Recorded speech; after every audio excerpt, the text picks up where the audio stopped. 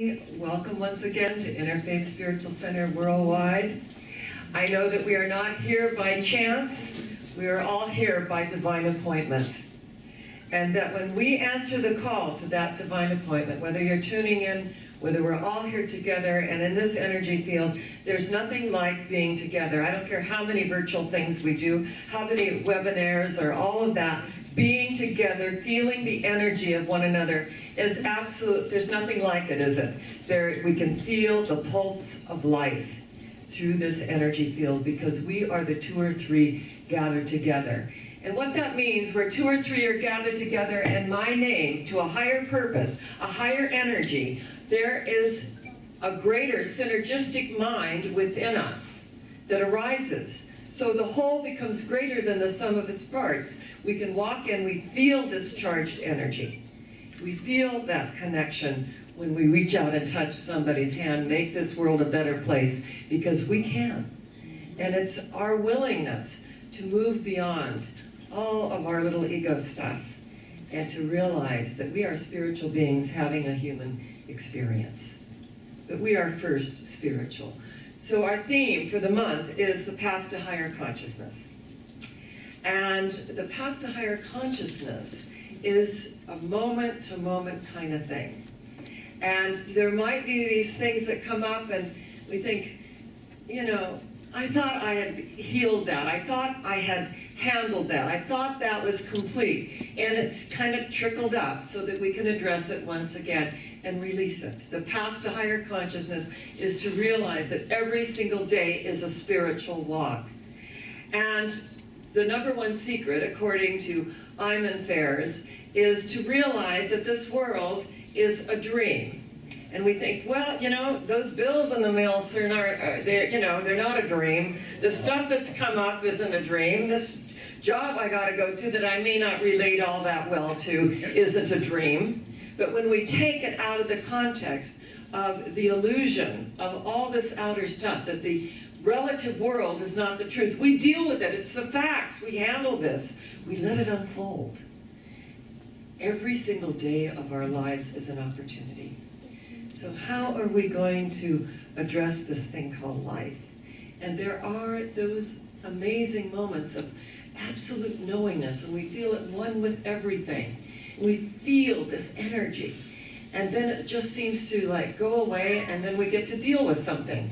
And we sometimes give our power away to it. And I loved, and the most, I think, effective thing that Buddha ever said is, life is like hands clapping. I've got it. It's there. I'm just always going to have it. Oh my God, where did it go? I've got it. It's gone. I've got it. It's gone. I've got it. It's gone. I've got it. Where did it go? So the secret to life is realizing that we have it always. It's the illusion that we don't have it when we separate ourselves from our good. And you know, it's really about not judging ourselves or anyone else. One of my favorite pieces of prose is Desiderata. Go placidly amid the noise and haste, remember what peace there is in silence. As far as possible, be on good terms with all people, even the dull and ignorant, for they too have their story, don't they? And when we realize that we're no less than the trees, the stars, that we have a right to be here, that with the world with all its sham and drudgery, it is still a beautiful world. When we really get that we can move through this process. And some days are easier than others, and some days we're flying high, and other days we're down in the valley to learn, to plant things, to grow, and to unfold in those things. There's a very moving story about a man whose son needed emergency surgery. And they called the doctor. The doctor was not at the hospital. He had to come from where he was. And the dad was just beside himself. And he looked at the doctor and said, "Oh, you finally made it." He's like, "Wow, you know, my son's in there. He may die at any minute." And he goes, "Please calm down. I wasn't in the hospital. I was somewhere else. I'm here now. You know, say a prayer for God's grace to save your son, and I will do my very best." He said, "Oh yeah, real easy words. Say a prayer to save my son. What if it was your son?" So So the doctor went in, he performed the surgery, it took a few hours, he came out and he happily said, your son lives. Your son is going to be fine. And now I have to run. And so the father just looked at the nurse and he said, you know, he couldn't even wait around for any questions that I have about my son's state of being. And the nurse said, he was at his own son's burial and he left so that he could be here to perform the surgery on your son.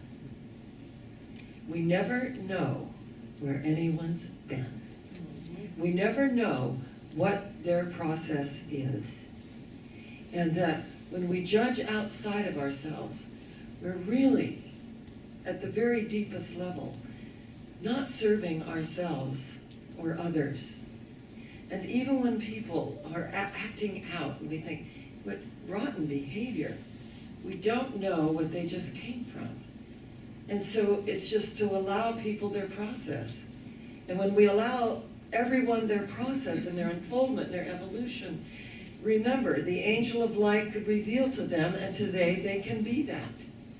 So as we come together with this path of higher consciousness, of this unfoldment, and realizing, yes, that there is a world outside of us, and there is an eternal world within, and every time we say, well, in the real world, well, what does that mean?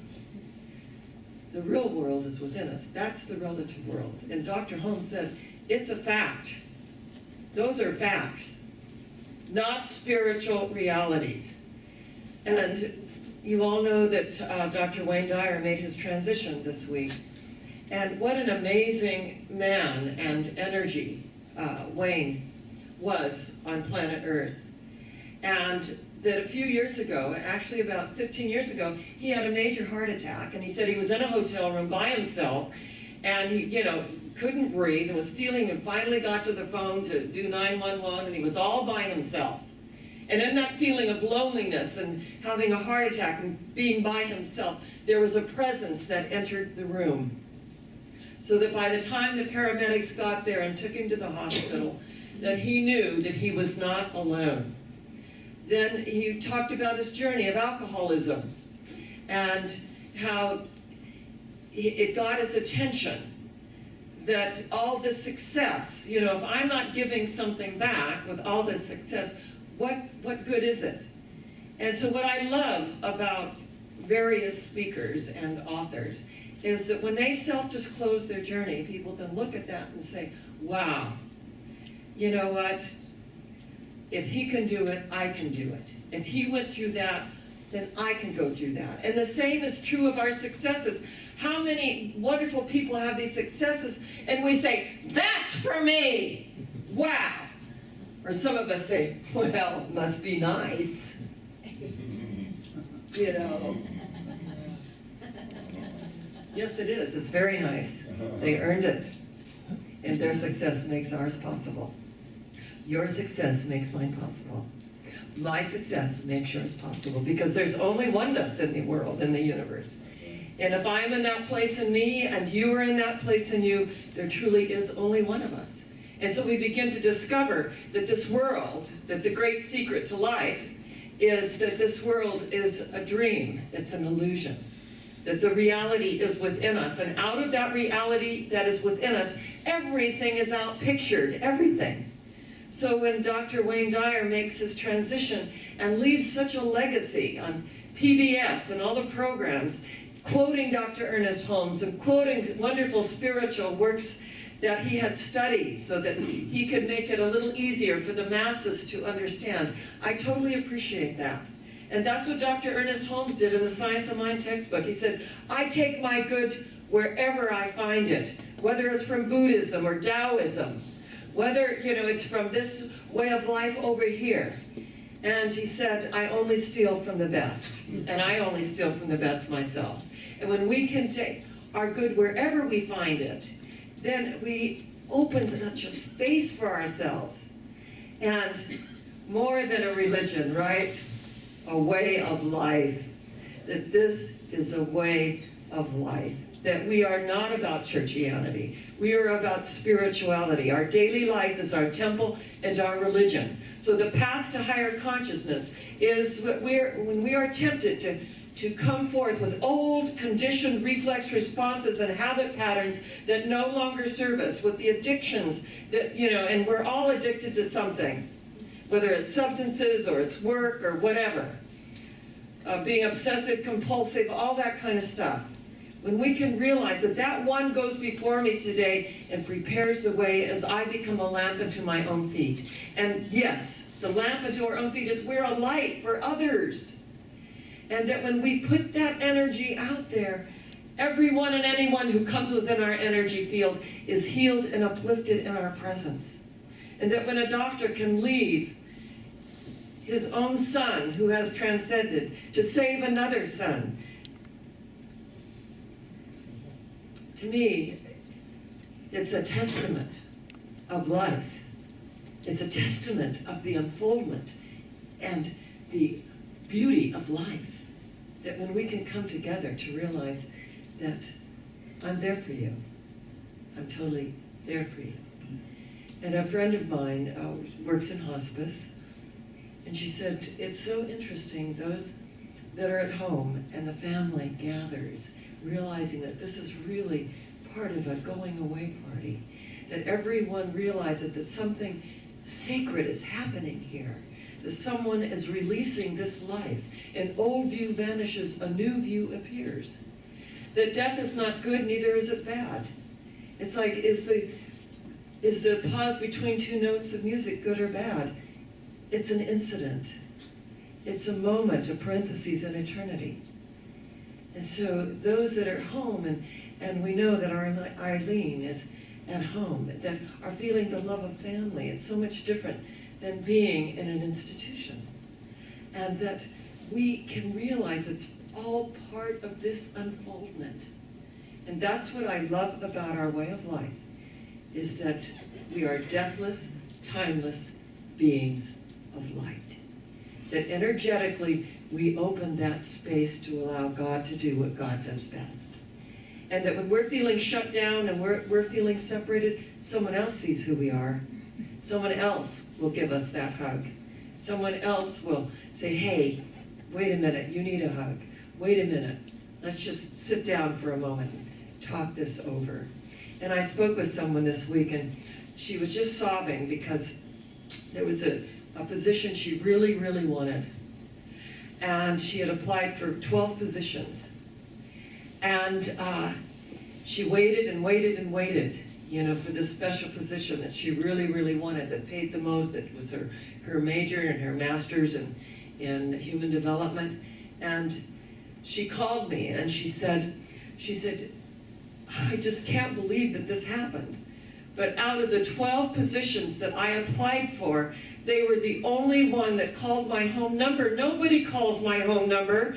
They always call my cell number. I didn't check my home number. She's sobbing because she called them and they hired someone else. You didn't call us back. And I said, well, number one, why'd you put your home number down? I mean, if you're not going to answer the phone.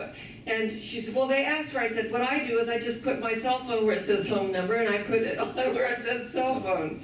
So I'm always going to get my calls. But on another level, where you may feel like you sabotaged yourself, on another level, the universe works in mysterious ways. God works in mysterious ways. God's wonders to perform. So when we're sobbing that, we didn't get that call that we did get, that we didn't check, and feeling like we self-sabotaged the whole thing, the universe has a better idea. And I always say, if not this God, then something better. Then something better. So it may look like we lost out, and it may look like it's, that we sabotaged ourselves, but the truth is, there is a divine plan in the universe. It is unfolding perfectly. And that when one door closes, another opens immediately in front of us. And so we learn and we grow. And it seems like fluky little things that happen that we think, how did that happen? But God works in mysterious ways, God's wonders to perform.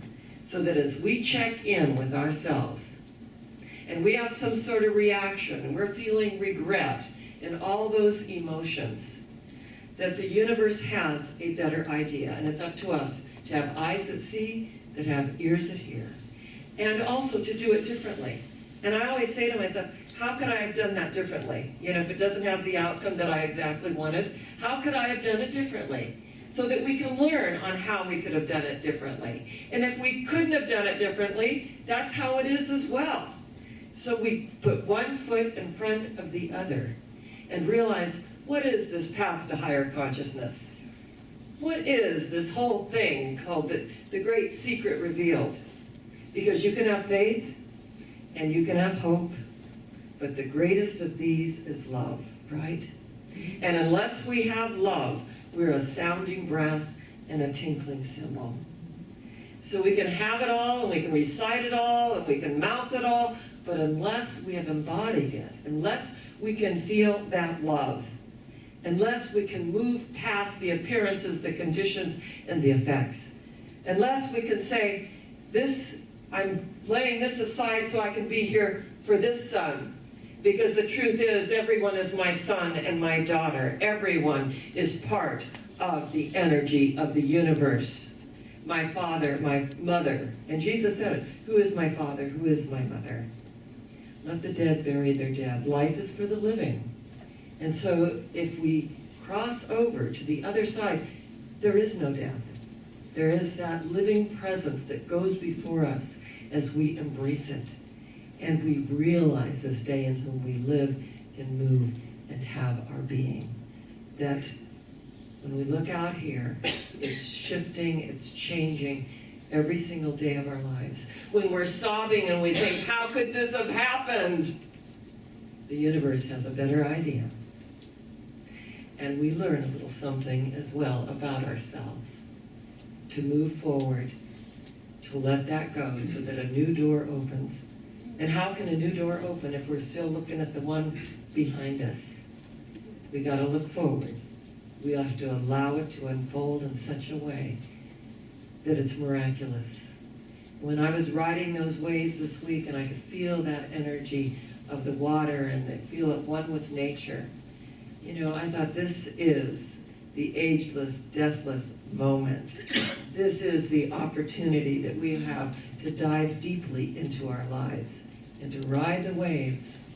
And some of us are going to pull us under, and others are going to lift us all the way to shore.